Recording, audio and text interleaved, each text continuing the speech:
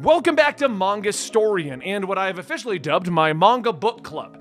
I'm currently reading through the One Piece manga. I started from the very beginning, and I'm making videos for every couple of arcs. Basically, around 50 chapters, whenever an arc wraps up, I'm pretty much making a video like today, covering the arcs between the 50 chapters. I am an individual who has never read One Piece. I've never watched One Piece. I am a brand new One Piece reader, and I did say I am reading it.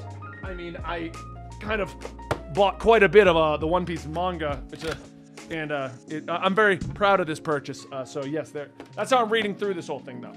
The whole reason I started reading this is because I saw the One Piece Red movie and thought it was cool and thought I'd check out the actual series. Now, when we last left off, I had left off at the Syrup Village arc. And so today, the way I'm handling this is I'm going to give you a quick rundown of the key points of each arc, and then how I felt about each arc and what it made me think about the characters and what we're doing moving forward. I want to clarify a couple of things here at the beginning, primarily pronunciations. So, Baratie arc is what I'm going to be referring to the boat arc moving forward. I am not watching the anime, so I'm trying my best with these pronunciations. And I did see a few comments before, because I'm not actually reading the comments on these videos just to avoid spoilers, but I am kind of skimming through them just to see any video issues. It's kind of a weird system I have to ensure I don't get anything spoiled. But people were commenting that I was saying Usopp, and they're saying it's Osop. Now, when I looked more into it, it's basically Usopp. So it's basically U without over-pronouncing the U from what I could gather. So if I say Usopp or Osop, I'm going to try to kind of convert over to saying Osop, but basically it just sounds like between the translation between Japan to English dubbing and stuff like that, that it's just kind of it's middle ground from what it seems like to me looking at the two of these. It does seem like it's Usopp, but it's not pronounced U, it's Osop, or like Usopp. It's odd. So we're going to try to convert that. But what I'm getting at is my pronunciations might be a little off, and I'm trying to avoid really butchering them so that you guys aren't cringing about it. But it's going to happen when I'm reading the manga, and I apologize ahead of time. All right, so we're at the Baratie arc at this point, and this arc's going to be a little bit vague to me because I actually read it about a week ago, and then I read Arlong this morning, which is going to be how we're going to shift over to doing these. I'm going to basically do the videos the moment I read the arcs moving forward. So the Baratie arc basically picks up where we left off, and I was incorrect about that, and that's when I realized, you know, reading these a week apart and then trying to remember them was causing issues. Nami hadn't left with the Going Merry yet. That's going to happen very soon. Our crew this time, which is Luffy, Usopp, and Zoro, are sailing off. They're testing the cannons. They blow up a nearby thing, and that's where we meet our two side characters who I assume are kind of joining the crew to just be like the crewmates to do the menial labor, and we don't want anyone doing crazy stuff. Those guys are Johnny and Yosaku, I believe, but they don't seem to be that important, at least at this point. But I am catching on that One Piece likes to bring back very minor plot points or things that they mentioned, and I'll get to why I figured that out soon. Anyway, they make their way over to the Baratie. They get into a battle with the Navy. One of their lieutenants show up. They shoot a cannonball over the bow, hits the Baratie, which is a ship that is apparently a restaurant floating out in the sea. Luffy goes to apologize. Zeff, the captain of the entire ship, is like, no, you're gonna do chores to pay it off, or just pay me directly. And then they go back and forth. Luffy's like, I can work a week. He's like, no, you're gonna work 20,000 gabillion years. They go back and forth about that for a few minutes, but the plot at this point doesn't really matter because it's just everyone getting comfortable on the boat while the crew gets to get food and then make fun of Luffy, and we meet the actual important character, Sanji. Sanji comes across right at the beginning. I wasn't sure who or what he was because he was like, he worked on the boat, but he didn't act like he worked on the boat, but he was like giving food to random sailors and was talking about cooking, but he acted like he wasn't a part of the crew, and I was kind of confused. I'm like, who is this guy? This weird smoking chef, which when I looked at the differences between the anime and the manga, I guess he eats lollipops in the show? Like, it just reminds me of like old school anime where they'd make those stupid changes. I remember Wolfwood in the original Trigun anime not being allowed to like smoke cigarettes. I don't remember if that was a thing or not, or if I'm just misremembering at this point, but like, so he eats lollipops. Cool. Brock used to eat jelly donuts that weren't jelly donuts. That's the example I wanted to say, and I was trying to think of. So that just reminded me of that. Brock eating jelly donuts that were just rice balls, but they thought we wouldn't know what they were. And Sanji is a smoker in the manga, but apparently in the anime he eats lollipops all the time. So whatever. Stupid censorship. Go America dubbing. So anyway, Krieg shows up from the Grand Line. They're a crew of pirates on the run from a mysterious villain. And we don't know who it is. They're all starving, they're all hurt, they just need to get away from whatever they were fighting at the Grand Line. And while Sanji helps one of the crew members out by giving him a meal, and the boat even offers to feed Krieg's men, he just wants to steal the boat. His plan is to steal the Baratie and get back over to the Grand Line and pick up where he left off. They all kind of go back and forth. It drags out for a couple of chapters. I was kind of enjoying this arc, but at the same time, I felt like it was kind of... I didn't know where it was going at this time. I remember very distinctly reading this, thinking initially I was going to read the entire arc, but like I got a few chapters through and I was like, I'll get back to this later. Like, I don't know what's happening with this. But that's when Dracul Mihawk... I got his name here. Hold on, I got it written down. It is Dracula, basically Dracula, but it's Dracul Hawkeye's Mihawk. And he shows up. I don't know who this guy is, but then I'm just immediately back into just wanting to read this all the way to the end of the arc because he shows up and splits Krieg's ship in half. Turns out this is the guy that he's been running from, is this 7 warlords of the sea or 7 gods of... He's gonna F you up guy. That's who he is, okay? So I'm just like, okay, the F you up guys arrived. What does this even mean? Because he splits Krieg's ship, and I'm like, so Krieg's done. Don't worry about that. I don't even have to worry about pronouncing his name correctly. I'm pronouncing it like Borderlands. I don't have to worry about him. He's dead. He's out. He's gone. We're worried about Mihawk at this point. And I've been calling him Mihawk to all my friends, but apparently they're all like, no, we don't call him Mihawk. I'm like, well, I'm calling him Mihawk. We then seemingly go on like a side quest right in the middle of the Baratie arc. So everyone's on the boat. Sanji and all of them are worried about food. They're all trying to figure out how to deal with Krieg. Luffy's just hanging out, being a chore boy at this point, still trying to complete his stuff. And Zoro challenges Mihawk, one of the 7 warlords of the sea, to a battle. And I'm like, okay, cool. We're going to see the greatest swordsman in the world, which is what Zoro's been claiming up to this point, and shown defeating the 7 warlords. So I'm reading this assuming that we're just going to amp things up like crazy. We're just going to start scaling beyond belief. And Mihawk destroys Zoro, cuts him open, practically murders him. But because of his like goal of becoming the greatest swordsman, Mihawk says, you know what? It's not your time to die. It's time for you to go. Luffy jumps in at that moment to try and like, because Mihawk basically killed Zoro as far as he's concerned. Luffy shows up and he's gonna duke it out with this 7 warlord. And I'm like, oh God, we're going all the way there. And they don't fight because he's like, I left Zoro alive. It's not his time to die. And Zoro's like, I will never lose another fight for you again, Luffy. I will be there with you, Pirate King. And Luffy smiles and he's like, okay. And it's just like, it was so cool because Zoro's becoming my favorite character because now he's expressing his loyalty to just be with Luffy. I mean, I got a feeling I'm going to like Zoro all the way to the 1,000. So if I'm wrong, oh geez, it's going to be a rude awakening for me. But anyway, we then get off our side quest involving Mihawk.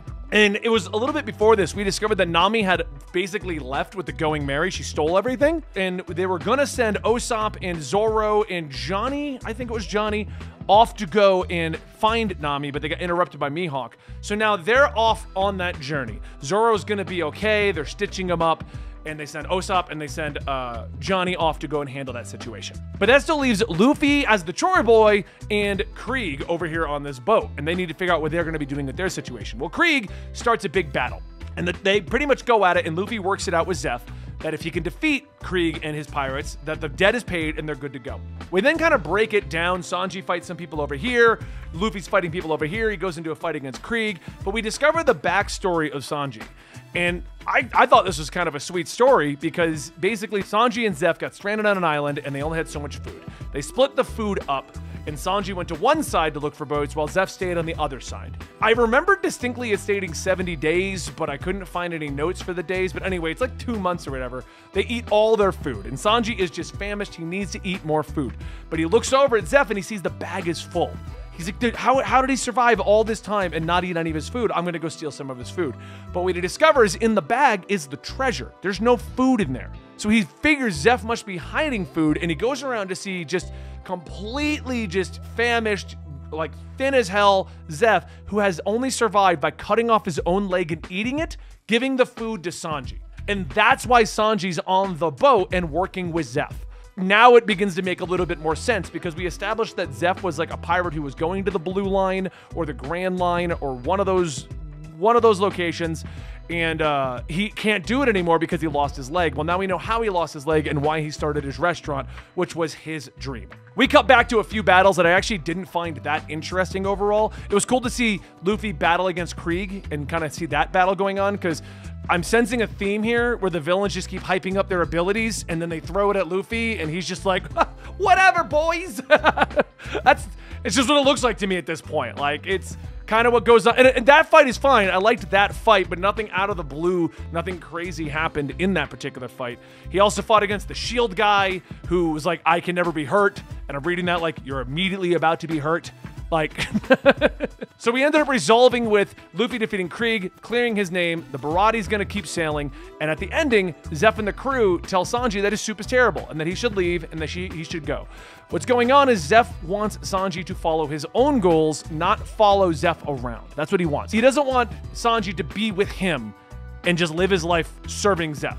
So he sends Sanji off with Luffy, and then Luffy, Sanji, and the other guy, the other random guy they picked up, they all sail off to Arlong. Now, this is the arc that I just read this morning, so my memories are a lot better.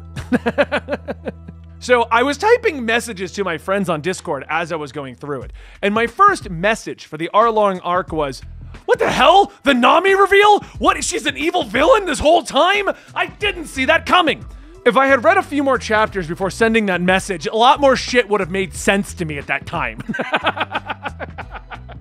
Because I read the Nami portion yesterday, got like 3 chapters in, and I got distracted with something else, and then I finished the rest of it today. So yesterday I read the part where Nami's like, I'm a member of Arlong's crew, here's my pirate tattoo, the whole thing, and like, even Zoro's like, what? What are you doing? And I'm typing to my friends like, what? Nami's an I thought she was gonna join the crew, what is this? So, we discover a little bit more, like, 2 chapters later. And what we discover is that she's actually a part of the town, and that there's a town leader named Genzo. Genzo's got a whole bunch of stitching across his face. We find out about that later. He's also got a pinwheel, and I mentioned that pinwheel because it's going to be very important later, and that is the thing that made me realize I need to pay attention to the minor details and why I thought maybe I should be making these videos the moment I finish the arc instead of sitting on it for a week and then going back to do it. We also meet her sister, Nojiko? I'm gonna go with Nojiko. Okay, I'm assuming she's gonna show back up later, but you guys will correct me down below if I got that completely wrong. Anyway, this is also the part where I'm beginning to realize, and I'll have one of my editors look at the comments, or they'll probably just tell me because they've read this whole thing. Is Zoro always injured? Like, he's always injured by something, right? At the very beginning, we got him and he was starving, and then he immediately got injured by Buggy, and then he was recovering from the injuries from Buggy, fought Mihawk, Mihawk cut him wide open, and now he's battling again, and it's always like a time limit with him, like, I've got 3 minutes to finish this villain, and I'm gonna bleed out. Like, is that a thing with him? I'm getting that vibe at this point. I've also realized Luffy's Goku. Okay, as somebody who used to watch a lot of Dragon Ball, and I've watched Dragon Ball Super, anybody who does watch it, you are aware Goku's removed from most of the early on fights. He gets removed until he eventually shows up and saves the day. He's either dead, or healing, or beat up, or waiting for the Zensu Bean, and I'm catching that drift with Luffy as well. Like, way back at the Baraati arc, not way back, it was the arc before this, the Baraati arc, Luffy was the chore boy and not a part of the fight early on. And when he arrives at Arlong, and we're establishing pretty early on, okay, so there's the fishmen, and the fishmen are going to be battling against the town, and Zoro and Usopp are going to be helping Nami, but Nami doesn't want them to help them. When Luffy arrives, he just takes a nap. He literally, she's like, leave, get out of here, and he's like, nope, I'm tired, I'm gonna take a nap now. And I'm like, okay. So Luffy's got the Goku syndrome. We can't have Luffy involved because whenever he finally gets involved, we win. So we need him not involved early on. And there was like 20 chapters where Luffy's just not around. Like, he's just telling us backstory, which I am not against at all. I stand by my statement, Luffy's my least favorite at this point still. Zoro's winning. Zoro's 100% winning. And what Usopp did in this arc, also kind of hooked on him, and that phrasing's weird. And Nami's also one of my, everyone but Luffy at this point. Sanji's awesome. I like Sanji too. Anyway, let's get back to the story. We get a backup story explaining Nami, and it was sweet, and I was kind of touched on it, but trust me, I got more touched. Phrasing again. I got to work on that phrasing. Anyway, the background story with Nami involves her. I couldn't establish her age. Like her sister's 8, and they at one point say that she's 2, but then they at one point say that she's 8. I don't know if I missed something. She's young, is what she is. And her and her sister crash landed on the island and were adopted by like an ex-mercenary woman named Bella Mare or Belmare. I'm gonna go with Belmare. I'm pretty sure that's what it was. But once again, you guys will let me know in the comments down below if I was incorrect. And we discover that Belmare is not eating. They're super poor. This is really upsetting Nami and her sister Nojinko. And basically, the fishmen Arlong's crew arrive, and they're demanding 100,000 berries from everyone in the town, and 50,000 berries for every child. But Belmare only has 100,000 berries.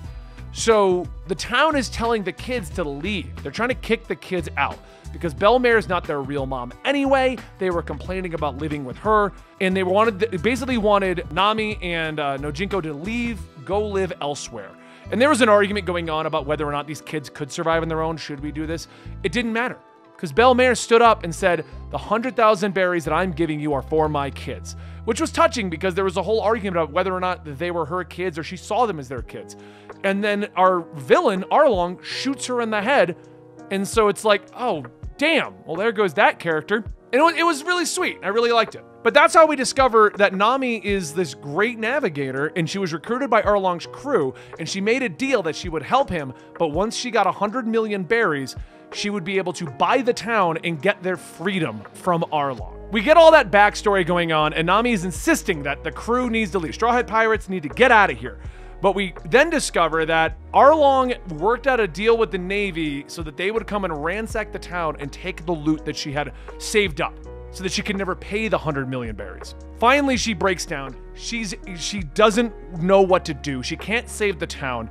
And this was the moment that got me touched. Like, it really, really kind of moved me. Where Luffy shows up next to her and she's like, I told you to leave. And he's like, yep. And just, once again, I don't get Luffy, but whatever. He's like, yep. And she's screaming at him, go away, get out of here. And then she just stops, tears in her eyes, and she turns and asks for help. And then Luffy takes off the straw hat, which we've established way before this. That is his treasure. When Buggy like hit his hat, that's what pissed him off. Nothing else went on. The hat. Takes the hat, puts it on her head, and then he walks to the crew and he's like, let's go. And all three of them get up. Let's go. And they go to Arlong Park to fight Arlong. And I'm sitting here like, yes, yes, we're gonna finish this right now. Now, once we got to the fight, my previous theory about Luffy being removed from everything until he's needed immediately gets like reinforced, okay? Because Luffy kicks it off. He's like, I'm here, I'm gonna fight. He gets himself stuck in the ground, so he can't move. Everyone's trying to get him out of the ground. He can't properly fight. And then eventually Arlong just picks up that whole chunk of cement and throws him in the ocean. And I'm realizing that Luffy is either napping in the ocean or just knocked out at the beginning of every battle at this point. So he sinks to the bottom, and again, if you have Devil Fruit, you can't swim, and as Arlong explains, you also lose every will to live. So he sinks to the bottom and just passes out. That leaves our injured Zoro, who's still recovering from his Mihawk injuries, and Usopp and Sanji. Well, Zoro destroys, even injured, proving again, he's gonna be the greatest swordsman ever. This story probably didn't go 1,000 chapters with him failing. I'm just assuming that at this point. He ends up fighting against an octopus guy who declares that he has 450-pound swords, 6 of them, and he's fighting him, and Zoro's like, my sword's heavier, and they're arguing about the weight of the swords. Anyway, it ends with Zoro winning and slicing open the octopus guy, and he's just down and out. Sanji decides that he's going to jump in the ocean to try to save Luffy to get him out of here because they're aware they need Luffy to finish this. So Sanji jumps in and sees that Nojinko and Genzo, the town leader, they're trying to get Luffy out, and they figured out a way to like leave Luffy in the water so that he can't help, but not let him die. They stretch his neck out of the water, and he's spitting up water like 100 feet away from where he is. Like, the rubber man is rubber. Like, Sanji then gets into a battle against his own, like, second crew fishman. They go into a big thing in which he uses the gills of the fishman against him, and they end up back on the land. He then defeats his guy. So now we've got an exhausted and injured Sanji. We've got a bleeding out Zoro. And this goes to another character that I thought was... So my expectation of Usopp at this point is that he's going to be the joke character. He's not going to be effective in combat. He's always going to be running. He's always going to be the crybaby. He's going to be that kind of a character. Watching Chainsaw Man is like Kobeni. Kobeni's the character that's always crying, but when needed to, she's amazing. And I felt like that's what's going to happen with Usopp, but since knowing that this goes like 1,000 chapters, I didn't think anything was going to happen soon. And our chapter moves over to Usopp, who's rubbing mud in his wounds, and he's trying to pretend he got into a fight because he wants to just be the coward of the group. So it's kind of reconfirming or affirming what I thought. Like, this is going to be his role. But I know he's on the crew moving forward because he was in the One Piece Red movie that I saw. So he's got to get better at some point, right? No, he gets better right now. Like, right now. He realizes everyone's willing to die for this cause and that he's being the coward. So he takes out the slingshot and he just starts shouting out his moves against the guy chasing him until he finally defeats him, and then he runs back to help everyone. So I was very surprised by that. I thought it was just going to be the usual anime trope of, this is the useless guy, and then there would be a story later where everyone was disposed of and he needed to save the day. Maybe that's still going to happen, but right now, he came back here. While all of this is going on, the townsfolk revealed to Nami that they knew the whole time she was trying to save the town. There was a point at the beginning where the town was like being mean and trying to get rid of Nami, and they were doing it because they didn't, if she decided to just run, they didn't want them to be on her conscience. But they revealed to her that they knew the whole time, and it's time to stand up. So Genzo and all of them, they go over and they're moving over to fight the Arlong Park, only to discover our two cronies from the boat, Johnny and Usaka. You know who I'm talking about, guarding the door and saying, you guys can't get in here, which kind of, that's what I thought. They're going to be the guys that kind of keep everyone else away from the crew. We then get back in, everyone's defeated. We have Arlong, we have Zoro, and we have Sanji. Usopp's on his way back at the moment. Nami's with the crew, with the townsfolk, and Luffy's drowning, not drowning. Like, his whole body's down there, but his head's just sticking out of the water at the moment. So Zoro tells Sanji that he can give him 30 seconds. Like I said, he's always injured and has a timer on him because he's injured. He gives him 30 seconds to go leap into the water and break the rock that's holding Luffy down so they can get Luffy back to finish off Arlong.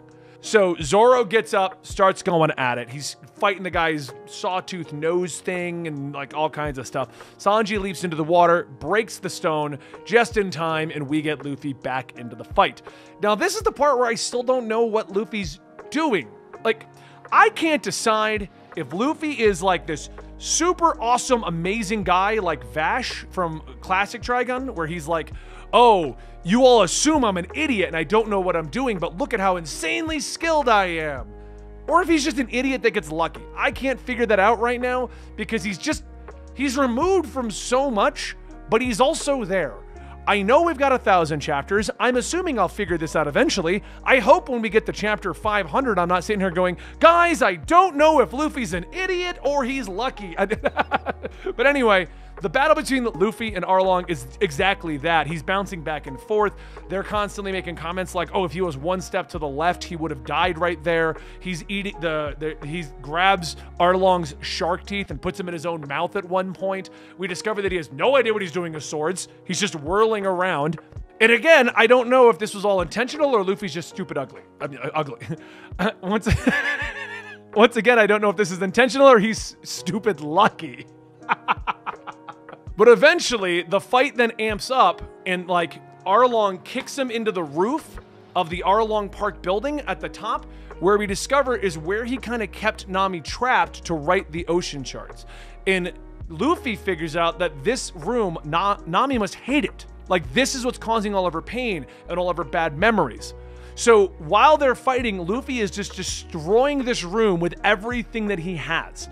And Nami's watching. Like, at one point, a desk comes flying out, and they make a comment in the manga where they're like, what is that? Is that Luffy? And they're like, it's a desk. It's a desk.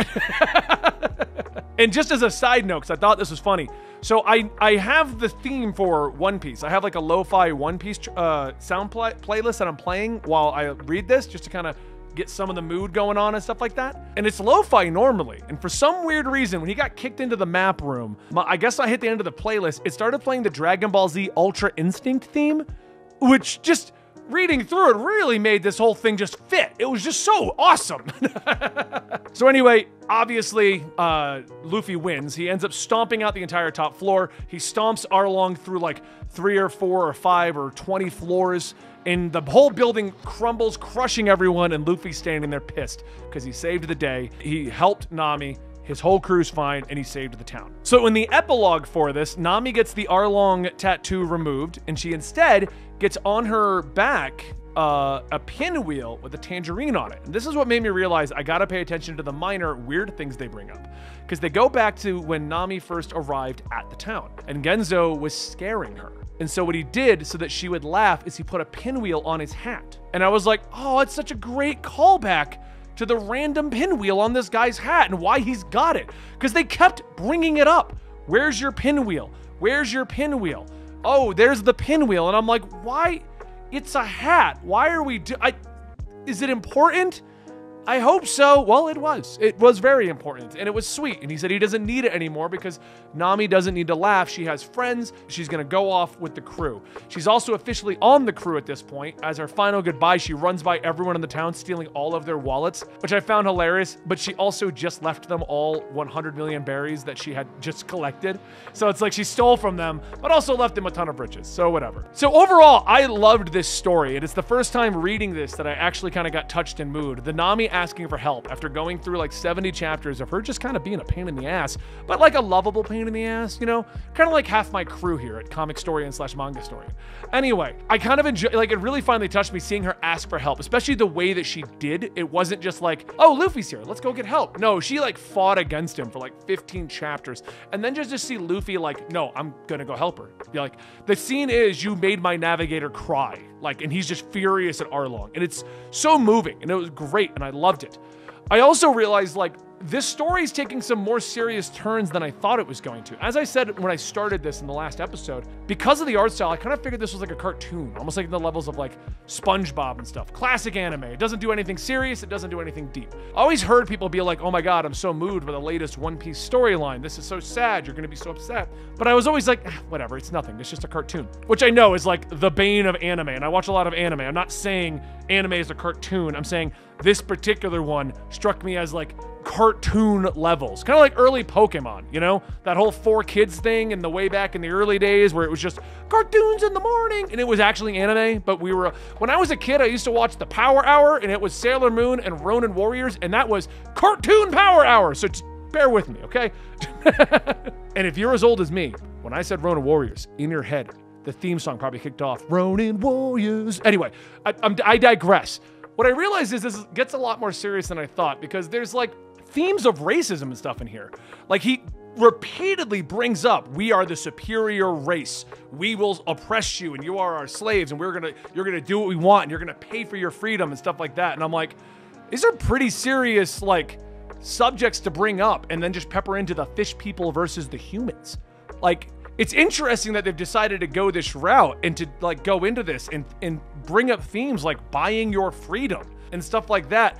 But it's so well hidden into a fishman versus the humans conflict. And I'm starting to realize between this, the pinwheel, while there's a lot of tropes in this series, like Luffy's gonna be removed at the beginning of every piece of combat because we can't have him in there, or Zoro's just never going to heal.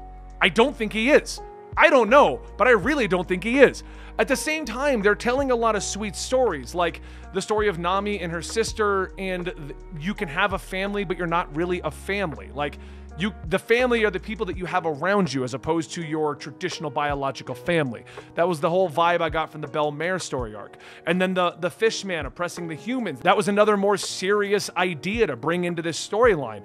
And then it all breaks down to Luffy just destroying everything and saving everyone, and I'm loving it. I'm loving all the stuff that this story is doing, because it's doing such a great job of telling a great manga story about a pirate crew who just wants to be the king of the pirates while running through themes and stuff that I wasn't expecting. and I really do enjoy what they're doing here. So that's where we are. The story ended with everyone getting back on the Going Merry. They have all headed back out. Nami's officially on the crew. Zoro's officially like all in on Luffy. He's healing again. They spent time showing that he's getting stitched back up, but I'm excited to see where this is going to get going. If you're wondering what we're doing with these videos, because people were asking last time, the goal is to try and do these once a week. I don't see an issue with me reading about 50 chapters in a week, but if you don't know, we also run Comic Story, and we also run a Dungeons & Dragons channel. We also run a Creepypasta channel. We also do a podcast channel. So once in a while, I might get like a hiccup or two, but I don't see any major issues doing this as a weekly thing with you guys, and I'm hoping that we can keep this going, and I hope you guys enjoy it. Also, please consider checking out our other videos. I'm talking about other manga that I'm enjoying reading. I just did a video on Yakuza Reincarnation. We're also talking about Chainsaw Man. We're also talking about My Hero Academia. And eventually I will finish One Piece, and we'll have to pick another book club kind of like first experience thing. But anyway, that's it. We are now on chapter 96 if you're keeping up with me. Thank you. And don't forget to like and subscribe. I really do appreciate all the support.